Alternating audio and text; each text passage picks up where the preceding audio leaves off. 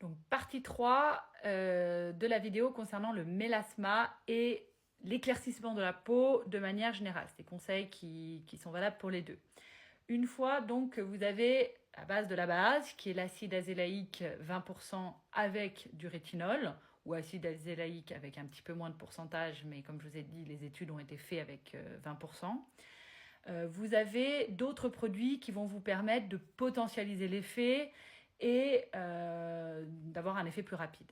Premièrement, vous avez la vitamine B3, la niacinamide, j'espère que je n'écorche pas le nom, avec une concentration de 4% dans les études.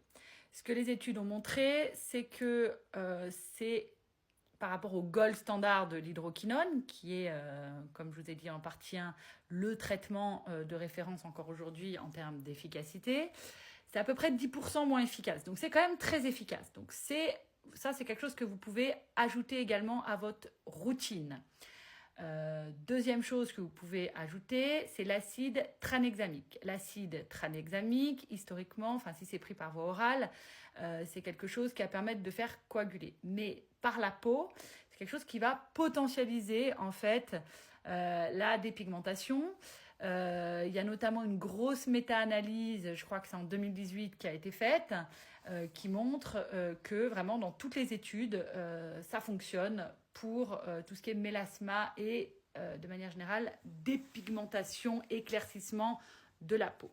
Ces deux produits, il me semble, qui sont assez souvent ensemble dans les formulations des crèmes qu'on trouve sur le marché. Il me semble notamment qu'il y a un sérum de la marque Anua, si ma mémoire est bonne. Vous avez les deux ensemble avec, il me semble que c'est 10% de vitamine B3 et 5% d'acide tranexamique.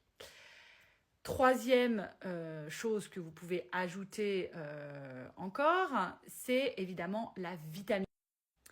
Donc vous le savez, la vitamine C, c'est très très bon pour donner des coups d'éclat, mais aussi pour tout ce qui est problème de pigmentation.